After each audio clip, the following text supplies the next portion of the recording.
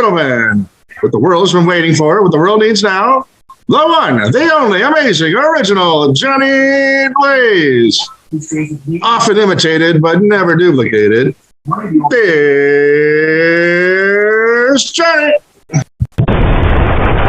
Ladies and gentlemen, I'd like to welcome you all to the amazing original Johnny Blaze Show. It's always great to be here as I blaze right in with my karate kick.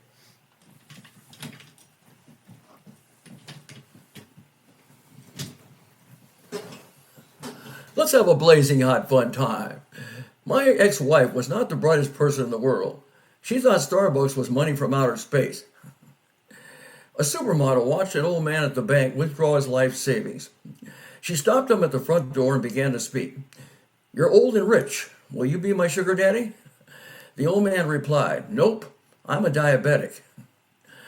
What do you call a financial controller who works all night and never takes a break or a day off? A man who still hasn't located your bank account number yet. We have a blazing hot fun show with a special guest. He's a singer, a songwriter, and all-around entertainer. Please give a big warm welcome and say hello to LEVI COOVERT. LEVI COOVERT. LEVI. Yes. Hello, can you hear me? Yes, you made it. Welcome to the amazing Original Johnny Blaze Show. Yeah, of course, I'm happy to be here. Okay, I'm happy to have you. Glad everything worked out. Yes, me too. Oh, fantastic. Anyway, give me a rundown, LEVI. Tell me how you get started in entertainment. Where are you from? And tell me the LEVI COOVERT story.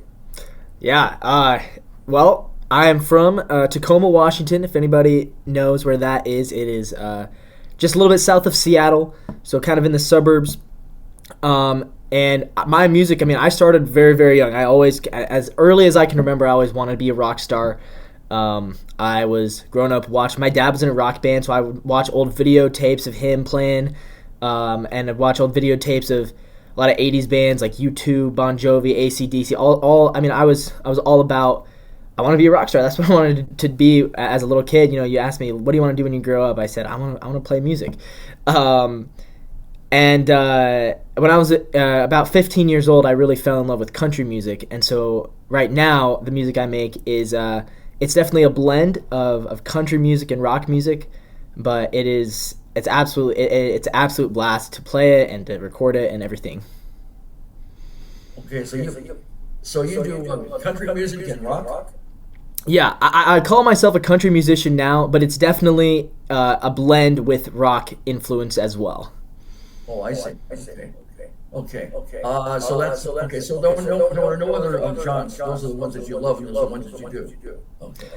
Yeah, I played in a jazz band when I was in high school, but there's not a whole lot of jazz influence in my music right now. I see. Okay. Anyway, who inspires you now? Who inspires a singer and songwriter? Who do you look up to, and are you inspired by? Yeah, there's a couple. The biggest inspiration for me is Kenny Chesney. He is probably my favorite musician to listen to. His music really changed my life in a really positive way. You know, I used to be one of the most cynical and negative people that I knew. And when I fell in love with Kenny Chesney's music and the island music and the just good vibes music that he puts into the world, it completely shifted my entire mindset, my entire frame of being, I feel like, because now I'm the most positive person I know, and I'm the happiest person I know, and I think I really credit that style of music. So, other than him, I've listened to a lot of reggae, I listened to a lot of Zac Brown Band, I listened to a lot of the Wailers, I listened to a lot of Jimmy Buffett, who obviously no longer with us, but I still am absolutely inspired every time I hear a Jimmy Buffett song. So it's definitely that brand of music that really appeals to me because it has changed the way I perceive the world in a much more positive way. Oh, I see. So it's real positive. These influences that you're talking about, Kenny Chesney and also Jimmy Buffett, you find them very positive, right? Yeah. Oh, absolutely. Well, that's great. That's something to be excited about. If you're gonna look up to somebody, you want somebody that sets the stage for you. It really gets you excited and motivated. That's for sure. Yeah, absolutely. And songs that put a smile on your face. I mean, that's kind of what I try to write when I'm writing songs. I I just made a video this morning saying like, hey, if you listen to sad songs, like I might not be the guy for you, and that's okay. I'm okay with that because I don't think the world needs any more songs for people to cry to. I think the world needs more music that uplifts people and brings people smiles on their faces. That's what I try to do. Every time I write a song, like, is this song going to make somebody smile? And if the answer is no, it might not be a song that I'm going to put out into the world. So what you do and what you love is doing the uplifting and happy and positive type of music. Absolutely. Absolutely. You don't care for the ones that are downer types, sad. Yeah, I mean, there's always a place for it, but for me personally, I think that my purpose on this world is to bring people happiness and joy. So there's other people who can focus on writing the sad songs. That's not what I'm about, though. Well, I have to agree with you. I mean, there's plenty of you don't have to look hard for the sad and the troubles. That's all over the place. But you want to bring people up, you want to inspire you, you want to make them happy, make them smile, and it sounds like that's what you're doing. Absolutely, yeah. Fantastic. That's real good. So do you prefer, now let me ask you, do you prefer original songs or you prefer cover songs or you like them both equally? Well, I mean, I'm a little selfish. I like to play my own songs. But when you're at the level that I'm at, where mostly I'm performing at restaurants and cafes and bars, and so a lot of those people, they don't know all my songs, and so I do play a lot of covers. And when I'm playing covers, I just try to put whatever my own spin can be, but still stay true to the song. So I do like playing covers a lot, and I think I've gotten better at playing covers since I started. When I first started, I just wanted to play my songs, and I realized pretty quickly that that's not going to work necessarily, because when the audience doesn't know my music yet, it can be hard to introduce them to my music without giving them some sort of a signal like, oh, this guy, he knows what he's doing. So if I play a George Strait cover or a Kenny Chesney cover or a Jimmy Buffett cover, and then the audience that's like a signal to them that shows them, okay, he knows what he's doing. And then maybe I can launch into one of my songs, but I kind of have to earn their respect by playing a song that they already know and they already enjoy. I see. Okay, so you assess the stage. When you do the covers, assess the stage for you to introduce your own original songs. I think that's great. Yeah, and I try to keep it now. When I first started, I probably played like maybe 70% of my music. Now I think it's probably more of a 50-50 split. So I'll play a couple covers, couple of mine, couple covers, couple of mine, and kind of go back and forth like that. I found that is the best way to keep me interested and also to keep the crowd interested. So it sounds like you like them equally then. You like the covers and the originals equally. And that serves the purpose. When you do the covers, you not only get experience doing it, but it sets the stage, like I say, then to introduce your original new songs. Yeah, exactly. And so maybe, hopefully someday I will get to the point where I can get on a stage and play 10 of my songs in a row and, people will know the words, but I'm not there yet, and I've accepted that, and I'm okay with it. So, I think that's a big part of it, too, is kind of being able to say, like, as much as I want to do that, I'm not there yet, and that's okay. So you kind of have to divorce yourself from your ego a little bit, where, my ego says, I'll just play your songs, they're going to love it, and then the reality is, even if my songs are good, George Strait's songs are probably better, so maybe play some of his songs, and you'll get the crowd a little more engaged. So what you do is when you do the cover songs, whether it be George Strait, whether it be Kenny Chesney, or it could be Jimmy Buffett, you put your own, you make it sound like, make it your own, even though it's somebody else's. Yeah, I do. And a big part of it is just the songs that they are familiar with, the version to those songs that the audience might be familiar with, is probably a studio cut or a live cut. And when I'm playing it, it's an acoustic cut. So I'm able to kind of do unique things just by recording my music acoustically and playing. Because when I play, it's just me and a guitar and a microphone. And that's a very kind of intimate feeling, I think. So I can kind of do maybe a more emotional version of some of these songs. So it sounds like you play acoustic guitar. Are you playing electric or all acoustic guitar? Well, when I play live, I play acoustic. When I record music, I do record with my electric guitar. So A little bit of both, yeah. Are you self-taught, or did you take any lessons in playing the guitar or even singing? Well, I never took official lessons. I did take piano lessons. So when I was a kid, I took piano lessons for 5 years. Hated it. And then I became a drummer. And so I was a drummer from the age of about 10 and still on. I still record all the drums on my tracks as well.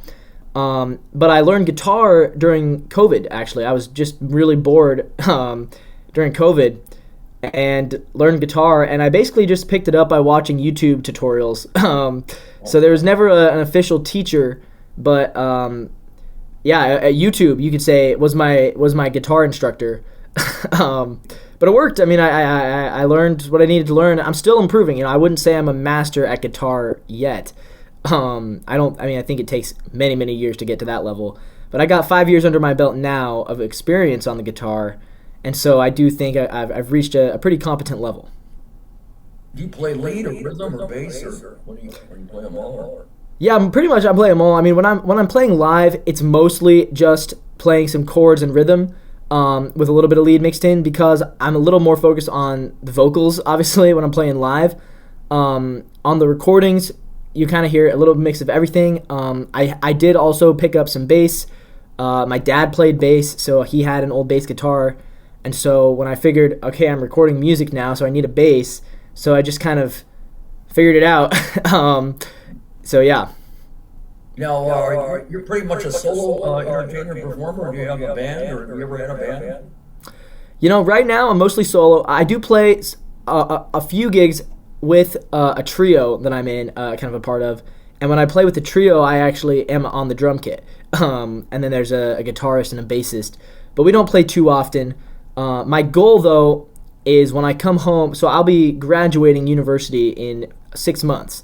And my goal is once I graduate, I'm going to move back to my hometown, and then I would like to start a band. I have some people from my high school who might be interested as well when they graduate. So that's the plan, maybe in the future. But, right now, I'm mostly solo. Oh, I see. Okay. So you don't mind being solo, but I guess that's what you're telling me. You have plans for getting with other people in bands. So you've never had a band before? No, I never had a real band before. It's always just kind of been me.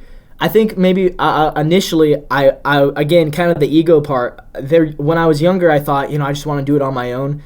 And now I think I'm kind of learning that it's okay to collaborate and work with other people. And so that's kind of where my next step does involve kind of putting a band together. I see. So you do want to collaborate? You like to collaborate with? Who would you like to collaborate with if you were to do it? What was that question? Who would you like to collaborate with? Who? I mean, are you looking for like a famous musician or something? Well, it could be a famous, or it could be any. Yeah, it could be.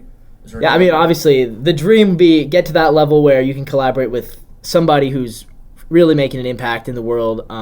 I feel like I've already talked about him enough, but I'd collaborate with Kenny Chesney in an instant. If he had reached out, I mean, it would be an easy yes. Is there anybody you'd like to open up for in particular? Oh, I mean, anyone who there's a lot. Zach Top. I would love to open for Zach Top. If you've heard of him, Zach is from Washington State, where I'm from, and he grew up about an hour away from my grandparents' house, which I think is really cool. And now he just won New Country Artist of the Year at the CMA Awards. So I would love to open for him, kind of do a Washington show.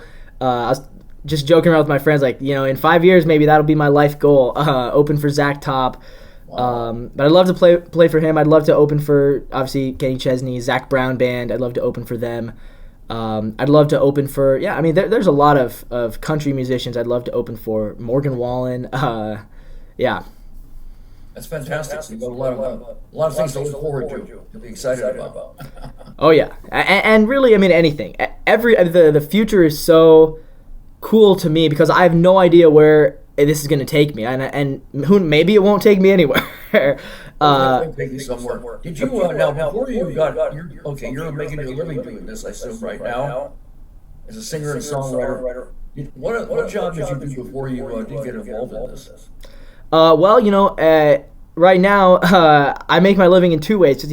Yes, but promote a lot of my income is from the gigging. But I also, on the side, I do some journalism. So I was a journalism major in college. Oh, really? Yeah. And so I do a lot of freelance writing under a ghost name. So yeah. That's pretty neat. I think that's pretty neat. Yeah, that's nifty. Yeah, and that's kind of what I do. I mean, I'm a communicator, I'm a writer, and that's music and songwriting, but also it's in journalism. So I do a lot of sports journalism. Oh, you do? Okay. Yeah, when I went to college, I thought I was going to be a sports broadcaster.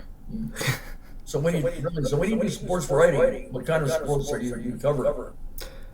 Baseball and football. Those are the two main things that I write about now. I used to last year I actually was the beat reporter for the Washington State basketball team.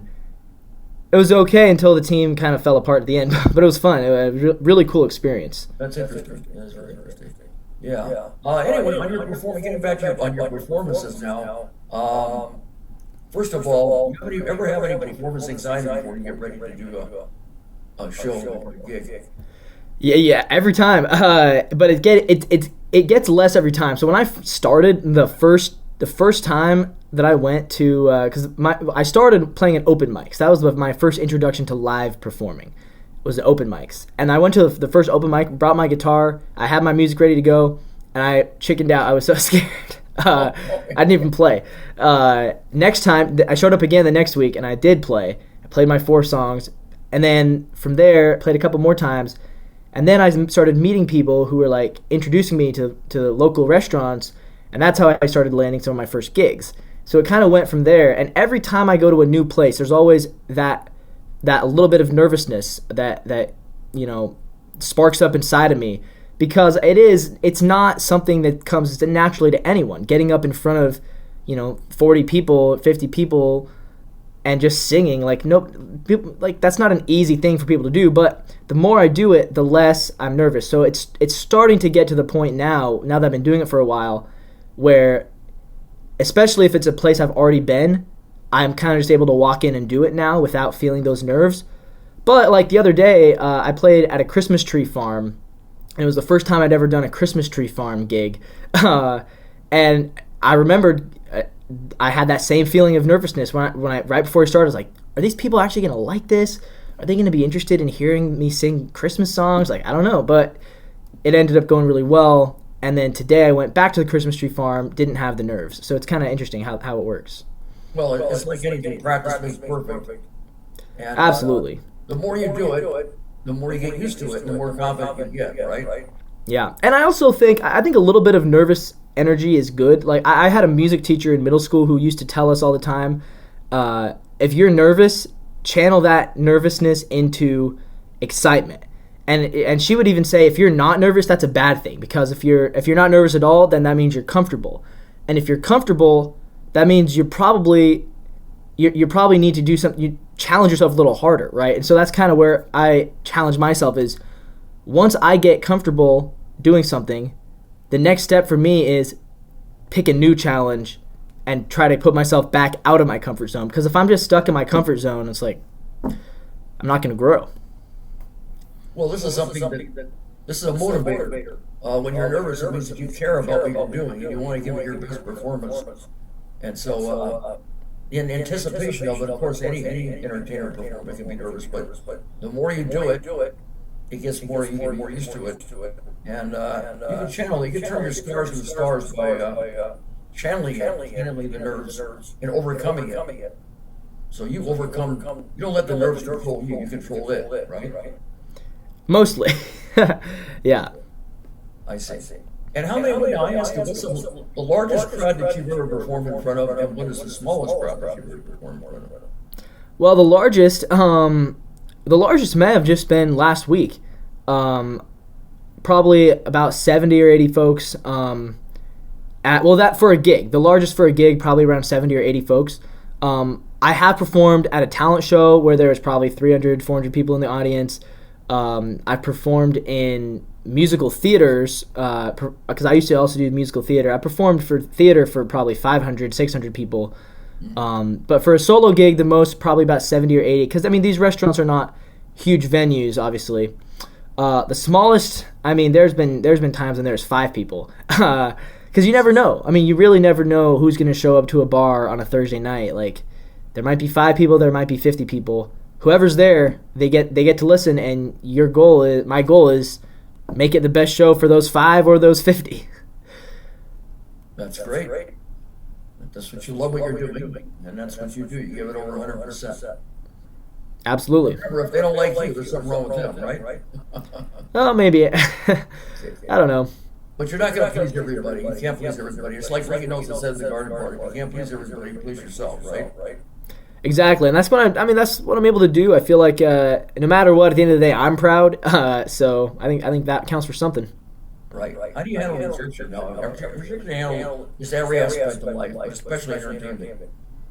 You have to be able to have thick skin because rejection it can come quite often. So how do you handle rejection? Yeah, at this point, I kind of just let it bounce off, and it's something that you have to build up over time, I think. But you know, because when I'm reaching out to places, I will reach out to. I just decided I'm not gonna let it get to a point. I'm gonna guarantee some yeses. So what that means though is I'm gonna reach out to 100 venues. I'm gonna reach out to 100 restaurants. I might get 5 responses and 3 yeses and 2 no's and 95 that don't answer. And I just kind of had to get used to that over time and realize, you know, it's not anything that I did. It's just, you know, a lot of places aren't interested. But it's something that I just had to tell myself is it's not that I'm the issue. It's that's just the market these days. Well, to gamma numbers, you're right. When one door closes, another door can open up. Exactly. And the places that I've found that have let me come in and play music and paid me to do it have been awesome. And I've created great relationships with people from doing that and, you know, built great connections. So I think that it's, you know, I think it all works out. It all works out. I see. Have you ever had a show now where you tried your hardest to make it? Before we get into that, what was your most memorable performance, the one that stands out that you think was really great for you? Well, I would say I really enjoyed when I did my college. They hosted a talent show, Cougs Got Talent, and I went up and I made it to the final round. So it was a multi-round process. I made it to the finals, and in the finals, you know, you perform for the whole group in this massive auditorium, really cool. And I was able to win second prize in that really tournament. So I was very proud of myself for doing that, and probably one of the most memorable that I've had at this point. And what kind of prize did you get for that? A cash prize, believe it or not. Yeah. I don't know what they gave you. They could give you 100. They could have given you more. I don't know. $500. Oh, fantastic! Yeah. Congratulations on that. Yeah, the most money I've ever made for singing one song. And that song that you did for the talent show was an original song, or was it a cover? It was. I played my original song, Moon and Back, and the judges loved it, and I was very happy. Oh, right. Fantastic. Moon and Back. That's great. You have another. You have another one that you did recently. I'm trying to think now. Besides Moon and Back. There is an original one. I'm just trying to think of the song. My latest single is called "Let the Good Times Flow." Oh, really? That's not the one I'm thinking of. But how did you go about creating that one? Let the Good Times Flow. Yes. Let the Good Times Flow. Yeah, I mean, the idea for that song, I mean, it came to me. I was walking. I like to go on walks around the city, so I was on a walk, and I just kept hearing the melody in my head, and trying to figure out, you know, I think this melody could really hit, but what should I put? You know, what kind of lyrics am I going to write to this? And so, you know, I started thinking about it, and I said, you know what?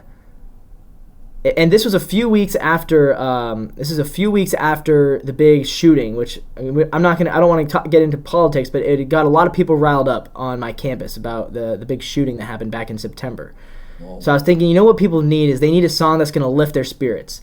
And so that's how I said, let the good times flow. We're just going to let the good times flow. Forget about the sadness. There's a line in there that says, too much going on that makes us want to cry. So tonight, let's just have a party, forget for a while. That's kind of what the whole vibes of that song is.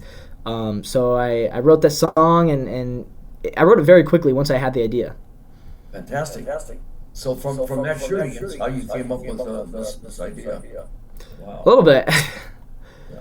I feel like people need joy, especially after moments like that where people get really riled up over events. I agree with you. There's too much tragedy. You want to turn people's smiles upside down and make them happy. Absolutely. Bring them up. There's plenty of downers. Bring them up. Okay. Entertain them. Make them smile and make them happy. Blame it on the sun. That's the other one that I was thinking of. That's you got to blame something. Blame it on the sun. How did you go about creating that song? Yeah. Oh, that was a fun one too. Blame it on the sun. Well, because I was thinking, I wanted to write this song about somebody who maybe they're not the most put together person, So it's there's a line in there. His boss is mad at him. His teacher's mad at him. But what is his excuse? He's just out in the sun having a good time. And I thought it was a funny concept for a song.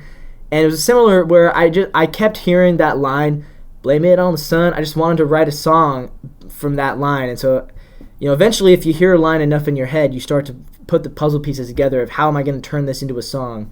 And that's kind of how that happened. I see. Well, by the way, as far as your songwriting goes, how do you go about writing songs? Is it music first, or is it words, or vice versa? It tends to be music first. I've tried writing words down and setting them to music. That's a lot harder. It's a lot harder to do that, for me at least, because I think that's almost more poetry, and I'm not a good poet. I'm a songwriter, not a poet, is what I say. I need the melody first.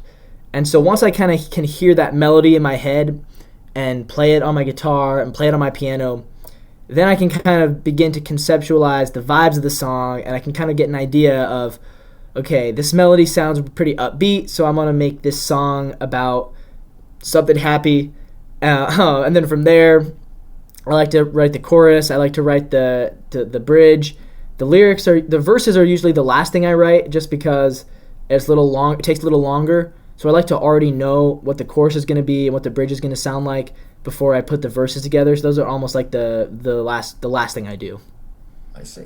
So you do music first. All right. And then the words.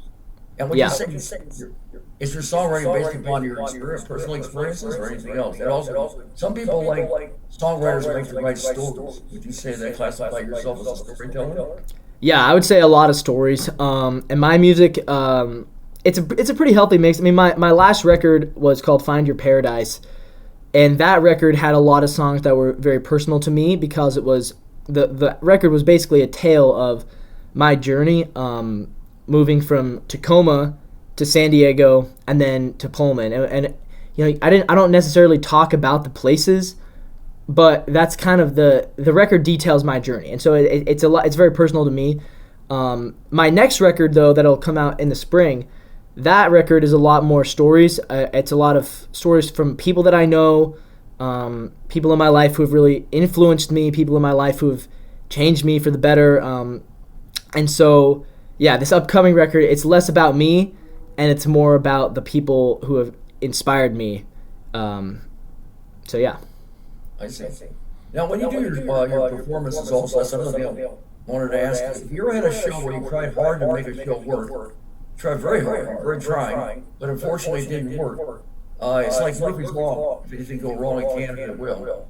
And if so, how did you go about handling that? I mean, I think every show has its challenges. Probably the toughest one, there was one show I played where, so I have 3 microphones, and one of the 3 microphones is dead. It doesn't work. And I brought the wrong microphone to the show, and I brought a dead microphone to the show. So I ended up having to play completely unplugged without a mic. Wow. And that was not fun or easy, and probably nobody could hear me. So what I did was I just grabbed my capo and I basically played every song about 4 keys higher than I usually play it, because without a mic I need to sing louder, and the best way for me to sing louder is just to sing in a higher vocal range. So it probably wasn't my best, but I did salvage the performance, and I did actually make pretty good tips that day. So I don't know, it was all right, but it definitely that was a challenge for sure. But at that point, I was in too deep. I mean, I couldn't just leave and say, "Oh, sorry, wrong mic. I'm not going to play tonight." Like, I was already there. I was already set up. So at that point, you're playing. So you made the best of it. You came up with another way of dealing with this. Yeah. Have you ever forgot the words of a song or had a guitar string broke? And if so, how did you handle that? Well, I'm lucky not yet on the guitar string. Fingers crossed it won't happen soon, although I have a feeling I will need to replace them soon. Forgetting lyrics. Yeah, it does happen every so often. And, you kind of just have to roll with it. The nice thing is, if it's my song, nobody knows because they've never heard it before in a lot of cases. Or maybe they heard it once or twice, but they're not going to know the words to it yet. If it's a cover song, I try really hard to memorize all the cover songs really, really well, because if I screw up a George Strait song, like, people are going to know that. If I screw up an Alan Jackson song, people are going to know that. And so that is where I really have to focus on. I don't want to make any mistakes, because if I do, at least there's going to be one person in that crowd who's like, "Oh, he made a mistake," and I don't want that. So. Well, you don't want it, but of course you don't want it. But if that ever happened, if it did, how'd you handle it? Oh, I mean, it happens here and there. It's not something I necessarily even remember, because you just have to forget about it. I mean, the worst thing you can do is just stop. I think that I may have done that once or twice when I was very first beginning. But like I said, I had a musical theater background, and so doing theater kind of taught me that when you mess up, you can't just press pause and restart. You just have to keep going like nothing happened. So, yeah, like just the other day I was singing Christmas songs at the Christmas tree farm, and believe it or not, I screwed up the words to "Oh Christmas Tree" on the second verse, because nobody really knows the second verse. So I tried to sing it and didn't get the words right, but I just kept playing and acted like nothing happened, and I went back to the first verse, and that's kind of what you do. I mean, if you forget the words in the verse, play the chorus, and then finish up the song before people realize. You improvise. If you can't do it one way, you do it another way. That's what you do. Yeah, and don't let people think you're embarrassed. You know what I mean? Because the worst thing you can do is show that, like, when you have that reaction of, "Oh shoot, I screwed up, I forgot the words, now I'm all embarrassed, now I'm all flustered," nobody's going to take you seriously. But if you just have the reaction of, "Oh, I'm just going to keep playing and act like nothing happened," chances are the crowd's not even going to notice most of the time. That makes the most sense. What you're talking about, it really does. Now, when you do your shows also, do you do meet and greets and sign autographs and have photos taken of you? I don't really sign autographs, although if anybody wants autographs, I would. I haven't had anybody really ask me for one yet, so maybe that's a reflection on my popularity. But I'm sure someday. But I always say, I mean, I love meeting fans, so I do meet every time when I finish a show at a restaurant or a bar or wherever I'm at, or a lot of cafes. Everybody who has tipped me, I go up, I personally thank them, and I try to do that because I think it builds connection, and it builds a sense of, like, okay, he's a real person. He's not just a guy trying to, make it big. He's actually, and I truly believe, like, that's part of why I like doing, is to meet people who enjoy what I'm about. I see. Have you ever had any photos taken? Usually it's videos. People usually it's when I'm playing, and I've kind of just had to get used to this, and it was weird at first. Like, yeah, sometimes people will just whip out their iPhone and they'll take a video of me while I'm performing, and at first I'm like, whoa, why are they filming me? And then I kind of realize, oh, that means they must like it, so that's a good thing. It's a good thing. That's a compliment. That's a compliment. Do you have any audience participation in your shows also? And if so, how do you get the audience to participate?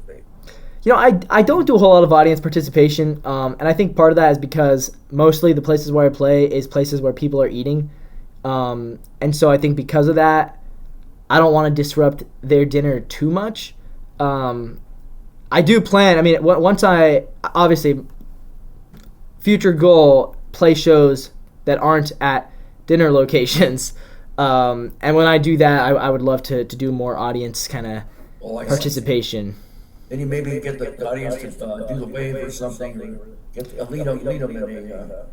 Yeah, I mean, I do a lot of in my music. There's a lot of kind of hooks that the audience could probably sing along to. A lot of like na na na sort of thing. Clapping bits they could do. So, I like to think someday, I would like to have a very engaged audience. Oh yeah. When audience, when they go and sing along with you or everything, or they do the wave or everything, that shows it's positive feedback that they're really into what you're doing, and they love what you're doing. I do love. I mean, sometimes people will dance. A lot of times, kids will dance, which I love. It's so cute. It's you'll be playing. I'll be playing at a restaurant, and all of a sudden, like a couple kids will get up and out of their seats and start dancing, and that's always really fun. So you could say that's a little bit of audience participation right there. They automatically go up and dance. That's great. Yeah. That is audience participation. Now, let me ask you: have you ever gone on any tours at all? And if you did, what places did you travel to, and what were some of your favorite venues? Well, I'm actually on my first tour right now, which is really fun. It's a Christmas tour, so I'm going around just Washington State, but I have a 6-stop tour in the state of Washington, singing Christmas songs for people, and it's kind of my first experience of actually doing a lot of travel with the music, because I drove 4 hours last week, drove another 4 hours yesterday, so it's I'm kind of getting this experience of being on the road without going too far away from home, which is good, because next summer I'm planning on taking my songs all over the country, and we're still finalizing what that will look like, but it's been fun so far. It sounds like it's fun, and it sounds like it's a lot of fun in the future from what you're telling me. Oh, it should be. And the nice thing for me is that I know even if it fails from a financial perspective, and even if I come home from a tour with having lost money and not grown my fan base at all, it's still just the act of doing it is fun for me, and it's like I'm living out my childhood dreams, and so I don't even really. It's like, I know it's cliche to say it's not about the money, but it's like it truly isn't, because I'm willing to put myself in a financial risk just because it's fun. I see. So you love what you're doing, but of course, naturally, like make money too, if you could. Yeah, I mean, and eventually, I obviously have a backup plan. And if it doesn't work out, it doesn't work out. But to me, it works out just in the fact that I'm doing it. So what you're saying is that the fact that you love what you're doing, that says something. Even if financially, if the financial's not there, you're still loving what you're doing. So it's still a success in that way, as far as loving what you're doing. And when people ask me, I mean, I like to say what's the worst case scenario for me? The worst case scenario is I do the music thing for a few more years, and if it doesn't turn into something that I can, support a family with, then I'm gonna pursue a master's degree as well, and I would become a teacher, and I would teach writing and English, and on the side I can still perform at nights, on weekends, and have a lot of fun doing that. I see. And so I feel like no matter what, that's a successful life. Like that, the backup plan to me is already a success. So I might as well shoot for the stars if my backup plan is going to be fun. So shoot for the stars, and if it doesn't pan out, you still can teach writing, and on the side you can still get your performing with, like what you're saying. Yeah, absolutely. Sounds good. Sounds like a plan. Have you? Let me ask you. Have you ever entered any music contests or festivals? And if so, did you win any awards or prizes? Yeah, so far just the one, and I did obviously get second place, so I felt pretty good about that. Okay, right. But I haven't entered anything else yet. I've thought about it, and I probably will. Everyone always says, "Oh, you got to get on American Idol," but I haven't done that one yet. Maybe someday. Well, that's what I was going to ask you also. What is your opinion on those shows? Do you think that they're beneficial to people who are making it in the business, like American Idol, America's Got Talent, X Factor, The Voice, all those shows? I think they definitely can be. I used to watch. I used to be a big fan of The Voice. Back when they had, I thought the judges were very entertaining when they had Blake Shelton on there. But so yeah, I think that they can be good. I definitely, in the future probably would think about going on one of those shows if they'd be interested in having me on there. Not yet though, not yet. Like when the time is right, you'll do it. Yeah, when the time is right. Have you ever had an audition now where you gave it over 100%, but you didn't get the call back, and if so, how did you handle that? Yeah, not well. But that was kind of a different version of myself. But I will say, especially doing musical theater, you don't get every part you want. That's just the nature of it. And there's a couple times when I reacted pretty poorly, and I will own that.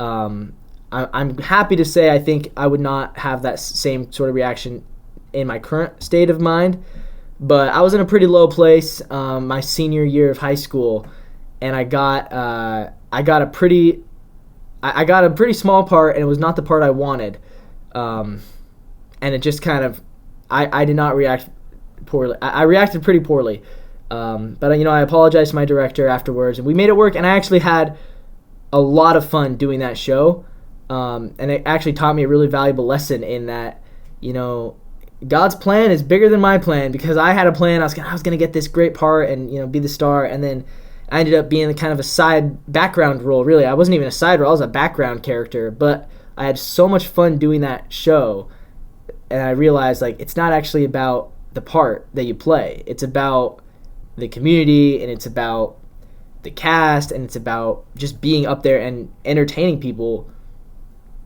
Well, it's still a good experience. It's still a win-win situation. You're still having fun with what you're doing. Maybe it's not exactly what you wanted, but at least you're getting some experience and you're having some fun. So yeah, exactly. Right. That's still a positive experience. Have you ever met or worked with any celebrities at all in your career? Not yet. Yeah, no. I'd love to, and I believe I will. I call it delusion, but I think I will someday. I see. You never know. Life is like a box of chocolates. You never quite know what you're going to get. And hopefully it's something sweet. You remember Tom Hanks and Forrest Gump. That's right. Yes. Now, that's so true. Have you ever, besides we're talking about, trying to think, doing something. Okay. Oh yeah. Have you ever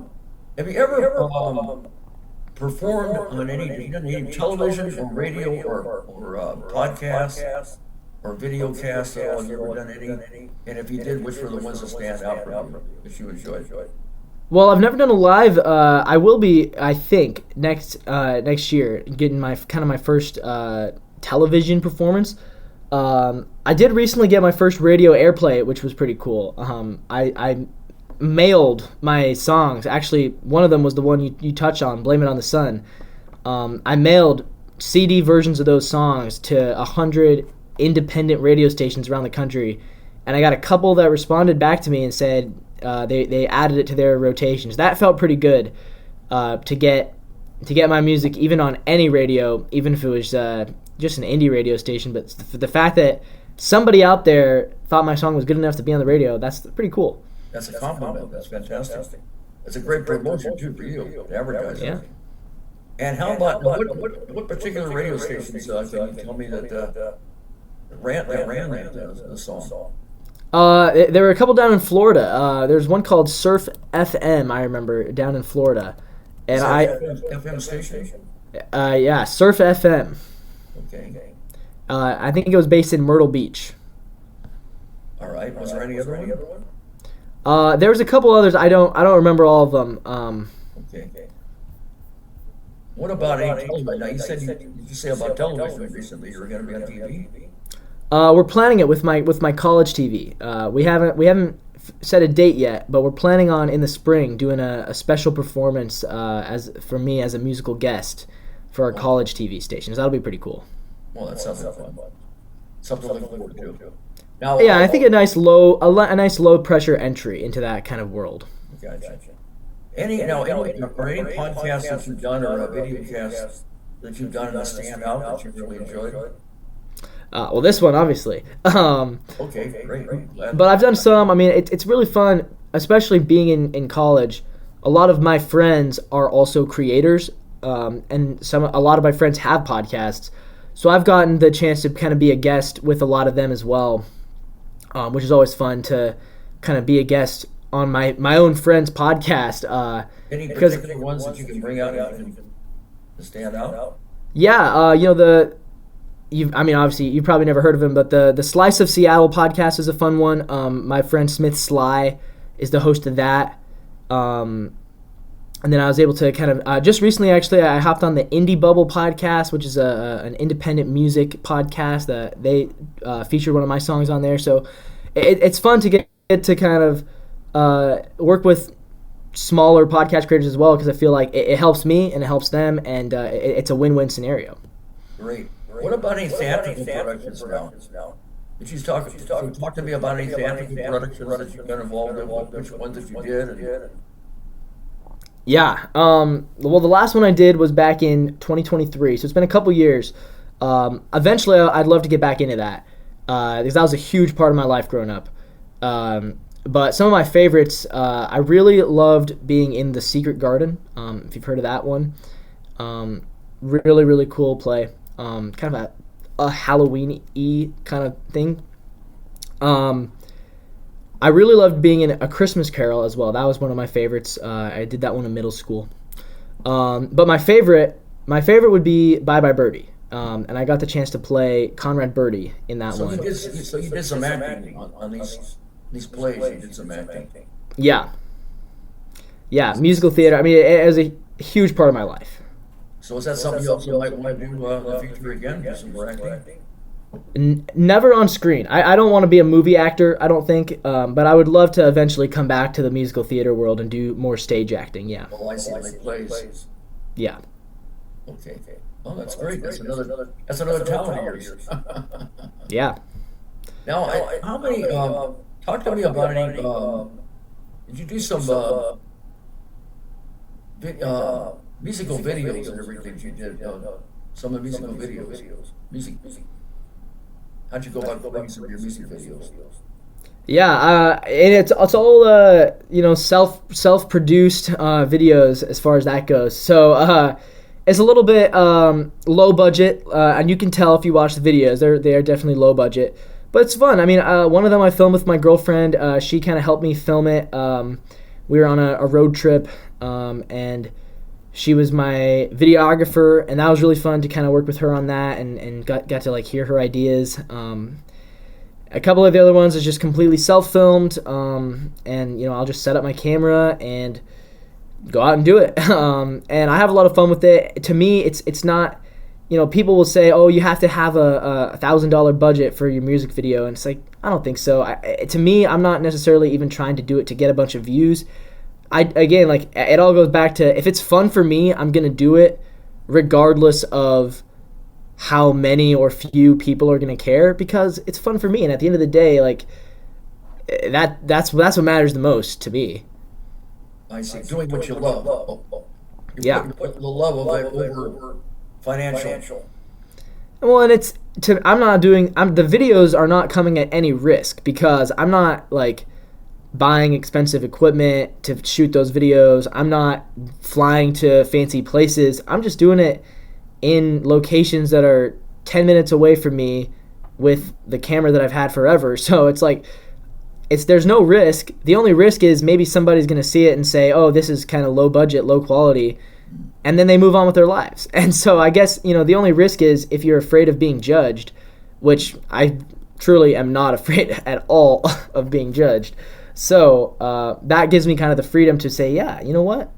I have a cool idea. I'm going to do it. And I'm not going to care what people think about it. I'm just going to do it and have fun with it. Like the late President Franklin Delano Roosevelt said, you got nothing to fear but fear itself. Absolutely. There you go. Don't worry about that. You do what you enjoy doing. Any ones in particular, in your music videos in particular, that stand out that you've done? Yeah, my favorite is the Find Your Paradise video. The one I shot for that one, probably the most intricate one that I've shot so far, just because it did include, I think, 3 or 4 different filming locations, and that was the one that my girlfriend helped me out with, and so that was fun working with her on that. And it was also, I mean, that's one of my favorite songs that I've ever put out. So the fact that it was one of my favorite songs and also one of the more intricate videos I've shot, that might be my favorite one so far. I see. Okay. Now, you have a what's a typical? Okay. Well, first of all, how many albums and how many singles have you produced? CDs and. Yeah, well, I've recorded one full album so far, which is the Find Your Paradise record, and then I've also recorded 2 holiday albums. So I have, technically I have 3 full albums, but 2 of them are holiday albums. My second country album will come out in the spring, and then I'll have 2 full albums. And then as far as singles go, I have The Moon and Back, which was a single, and then I just put out my second true single, which was Let the Good Times Flow. What's the one that's going to be called? What is it going to be? The record will be called Love, Joy, Country. I see. Okay, great. And that's what it is. I mean, it's an album that is full of love and joy and country music. So it felt like the easiest thing to call it. Love, Joy, Country. That's quite a catchy title. Yeah. Yes. What's a typical day now as a singer and songwriter? Well, it's long because I'm also going to classes, and I'm also doing some journalism on the side.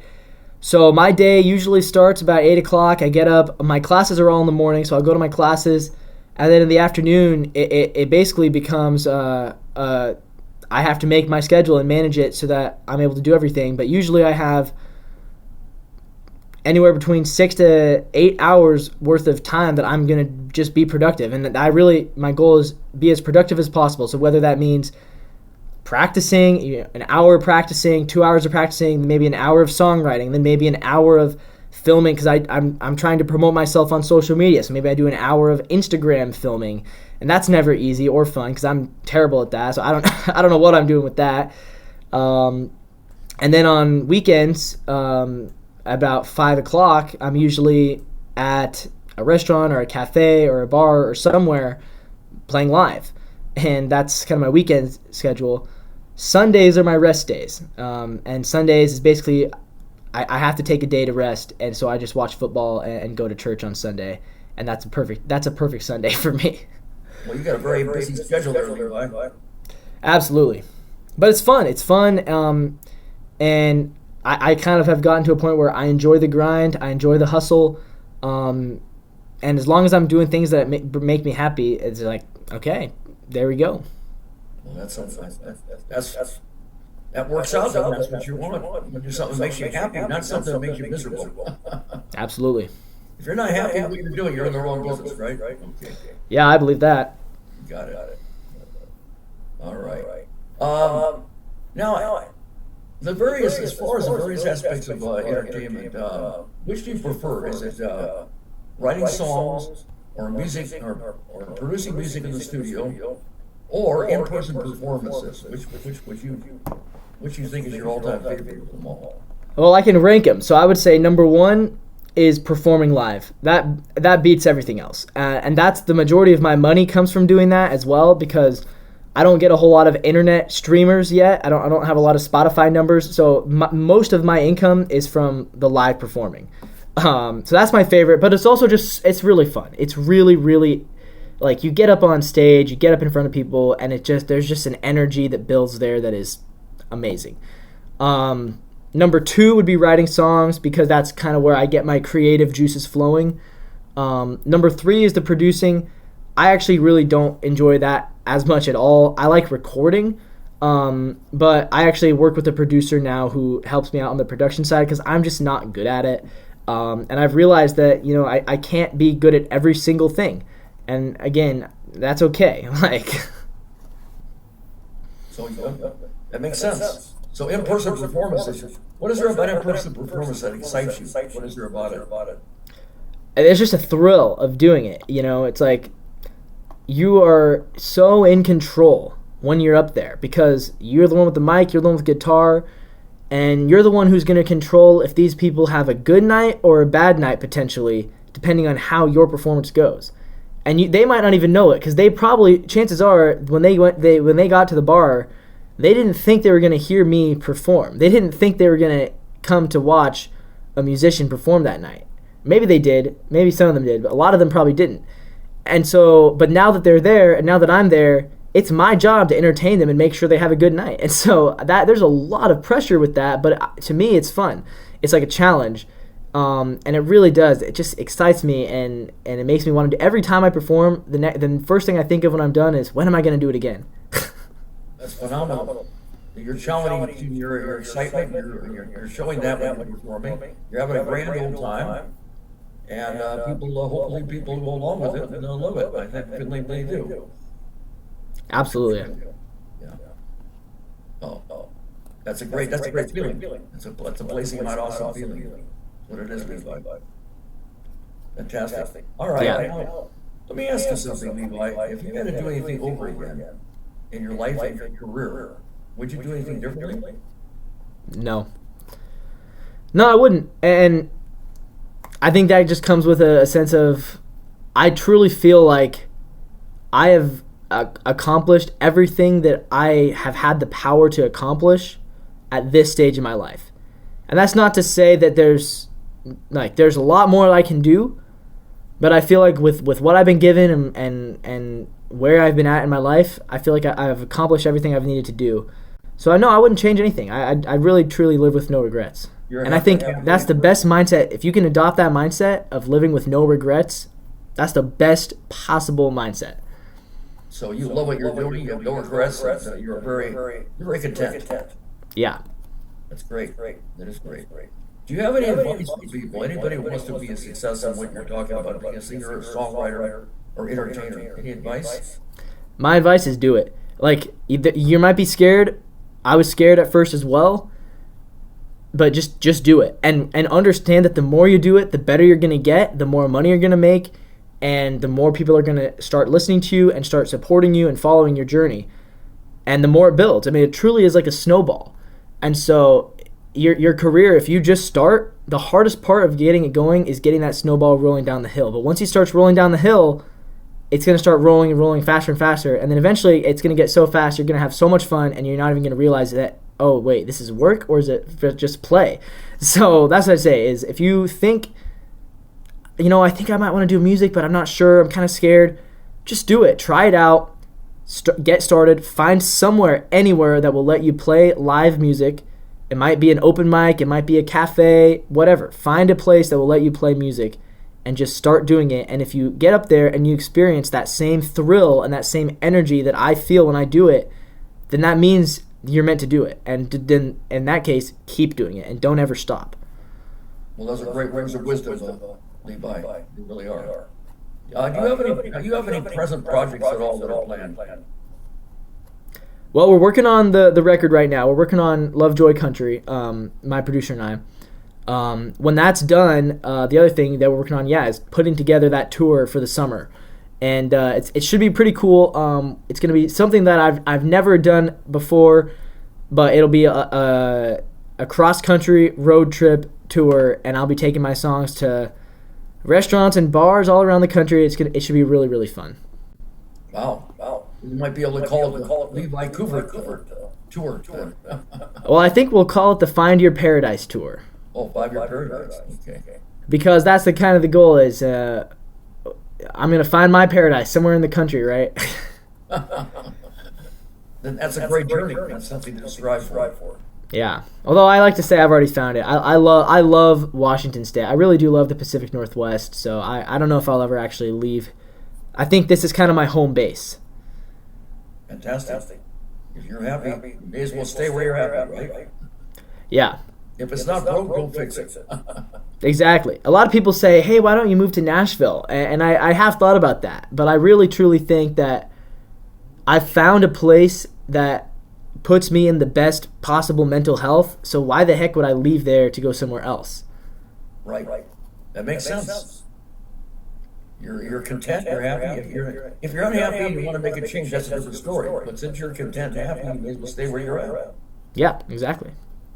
Do you have any future dream projects, Levi, that you haven't done that you'd like to consider doing in the future? I would really love to. There's a lot. I mean, one of the things that I really would love to do is I'm really into the environment. And my girlfriend actually, she studies environmental studies in college. I would love to eventually be able to put together some sort of a foundation where I could take some of the proceeds from my music and put it back into the earth. Excuse me, my throat is killing me. But I would love, I would love to be able to start some sort of foundation, and maybe even write songs that could. Maybe I don't know how it would work. Maybe I would produce a full record of songs that are kind of for the world, for the earth, and then give back all the money that I would make from that record, or whatever tour comes with that record, to the earth, and as part of this foundation. Because I really think that protecting the world, protecting the environment is really it's always kind of been a passion of mine. I think I kind of forgot about that for a little bit. But just recently, I've that flame inside of me has reawoken of like, how can we really protect the world going into the future? Because I would love for my grandchildren and great-grandchildren to be able to continue to live in this beautiful world. And so that's kind of that'd be a passion project of mine, if you will. And I definitely think I will do it someday. That's a worthy cause. That's something to strive for. By the way, have you ever performed or worked with any charities at all? Not yet. I have performed for churches. So I actually lead worship at my parish. So you could say that, but not for a charity. No. It's something you might consider. Maybe. Yeah. Oh, absolutely. I mean, if there was any charity that reached out and wanted me to play music for them, I would do it, and I would do it free of charge.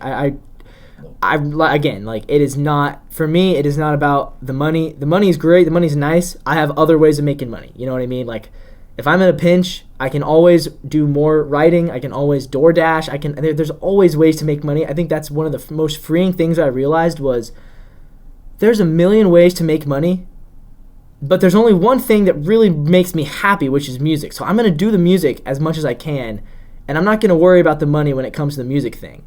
I'll find other ways to make money if I have to. You're very resourceful, Levi, and you have some great ideas and great talents. So you'll make out. You'll do all right. Yeah. Let me ask you something. If people want to find out more about you, tell me about the links to how they can find out. Entertainment website, imdb.com page, Facebook, YouTube, Spotify, Instagram. Tell me all the different links so people know how to find you. Yeah, well, it's pretty simple. It's all my name. So if you go to, if you look up LeviCoovert.com, that's where you'll find my website. It's where you'll find my tour dates, my upcoming spots where I'll be performing. You'll find links to all my music there. Eventually, there'll be merch. We don't have merch yet. We're working on that as well. Maybe by this time next year, we'll have some merch. And then you can find me on YouTube. It's Levi Coov on YouTube. On Instagram, it's Levi Coovert. On TikTok, it's also Levi Coovert. We just started a TikTok. It's brand new, so it has like 10 followers. We just started it, so people can follow me there if they are on TikTok. I'm terrible at that, so we'll see how that one goes. But Spotify, same thing. Levi Coovert on Spotify, on Apple, Amazon, Pandora, wherever you listen to music, I'm there. So yeah. Are you on imdb.com, LinkedIn at all? I am in LinkedIn. I'm on LinkedIn again as Levi Coovert on LinkedIn. Okay. No, imdb.com. No. Well, I've never been in a film yet, so. But you could be in the future. Maybe. People should have no problem finding. They should go in and they should listen to your music and they should support you, support what you're doing. Yeah, I hope so. At the end of the day, if you like my music, that's awesome. And if I'm not the guy for you, then that's okay too. You can't please everybody, but I love doing it. So, well, keep on doing what you're doing. Anyway, here's a time that people have all been waiting for it. Highly anticipated. It's showtime, ladies and gentlemen. The Amazing Rich and Johnny Blaze show, and we are going to play with Levi Coovert. We're going to blaze forward some original songs. And so the very first song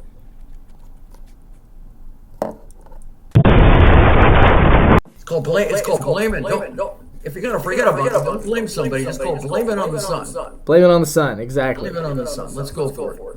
Let's have a great entertainment time, ladies and gentlemen.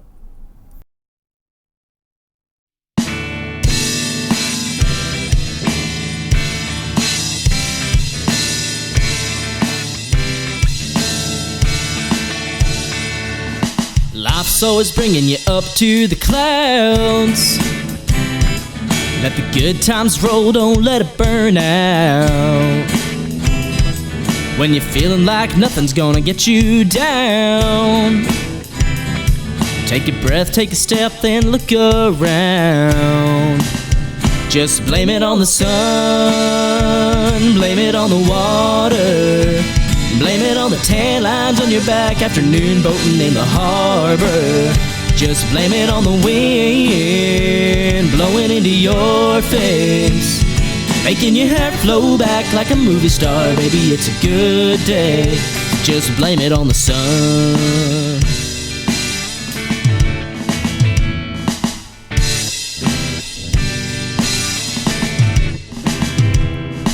Boss just called asking where you've been. Got a big report you've gotta turn in. Teacher wants to know if you're coming to class. You know the missed work and piles up fast. So write a note and tell him to just relax. And blame it on the sun, blame it on the water, and blame it on the tan line on your back, afternoon boating in the harbor. Just blame it on the wind blowing into your face, making your hair flow back like a movie star. Baby, it's a good day to just blame it on the sun. Blame it on the sun.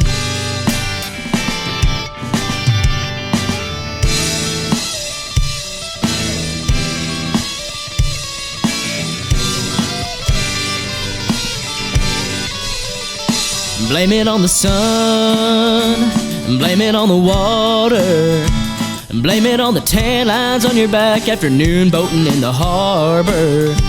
And blame it on the wind blowing into your face, making your hair flow back like a movie star. Baby, it's a good day to just blame it on the sun.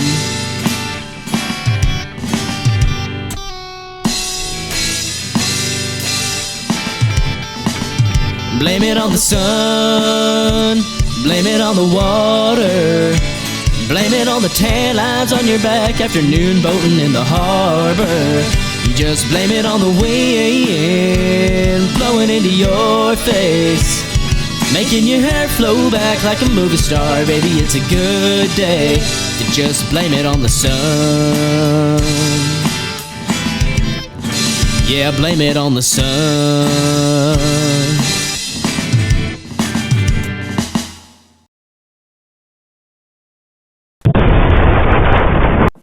Bravo, bravo, bravo, bravo. Blame it on the sun. If you got to blame it on something. That's a catchy. Exactly. It really is a catchy tune, Levi. Hope you liked it. Yeah, there's definitely a lot of Kenny Chesney in that song. You can kind of hear that influence in me, I think. But I enjoyed it. Yeah, I can see it. I can hear it coming right through. Those kind of positive vibrations come through in your song. All right, ladies and gentlemen, we have one more song for your delight and entertainment. Have a blazing hot fun time with our next song, and that's called Moon and Back. So let's go for it. Let's kick back, relax, and enjoy. Levi Coovert, Moon and Back.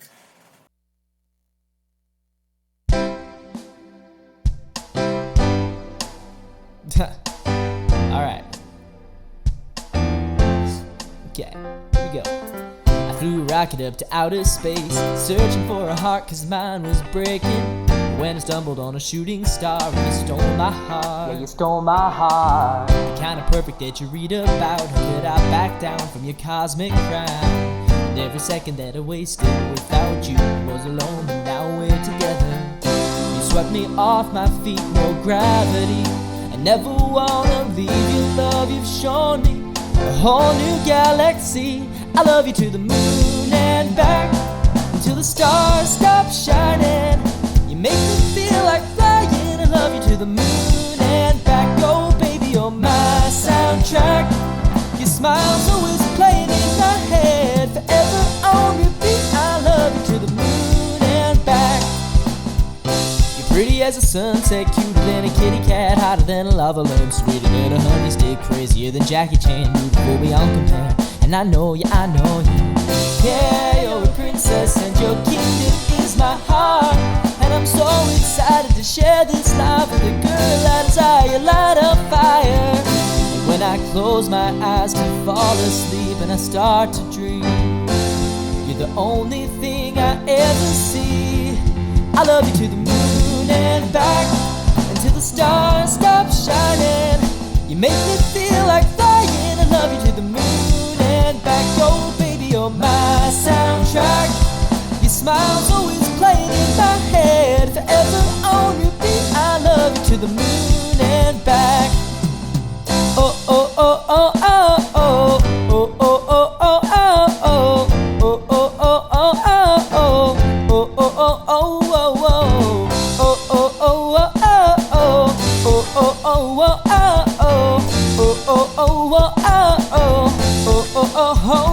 oh my heart beats like a drum for you every time I sing along for you. Yeah, girl, I know your heart is true, 'cause you show me. My heart beats like a drum for you every time I sing along with you. Yeah, girl, I know your heart is true, 'cause you show me. My heart beats like a drum for you every time I sing along with you. Yeah, girl, I know your heart is true, 'cause you show me. My heart beats like a drum for you every time I sing along with you. Yeah, girl, I know your heart is true, 'cause you show me. And when I close my eyes to fall asleep and I start to dream, you're the only thing I ever see. I love you to the moon and back, until the stars stop shining. You make me feel like flying. I love you to the moon and back. Oh baby, you're my soundtrack. Your smile's always playing in my head, forever on repeat. I love you to the moon and back. I love you to the moon and back, until the stars stop shining. You make me feel like flying. I love you to the moon and back. Oh baby, you're my soundtrack. Your smile's always playing in my head, forever on repeat. I love you to the moon and back. Forever on repeat. I love you to the moon and back.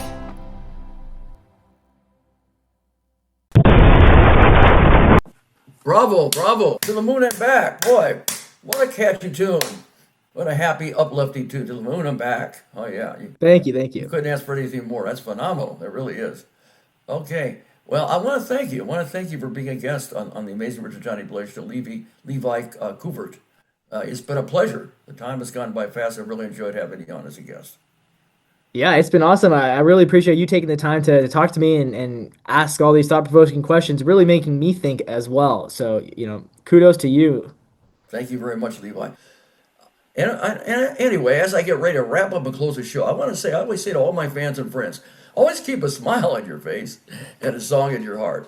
And until next time, happy trails and blaze out.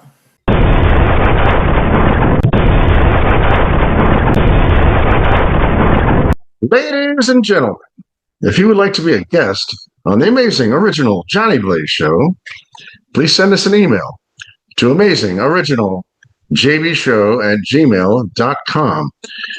All of our guests receive a complimentary DVD of their appearance on the show, and every episode appears on YouTube and Facebook, where we receive at least 3,000 to 5,000 views per episode.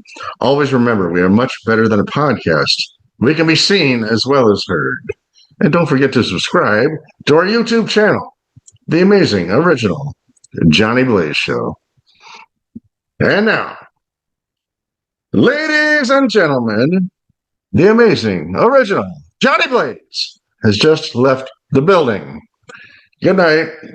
God bless. Thank you so very much.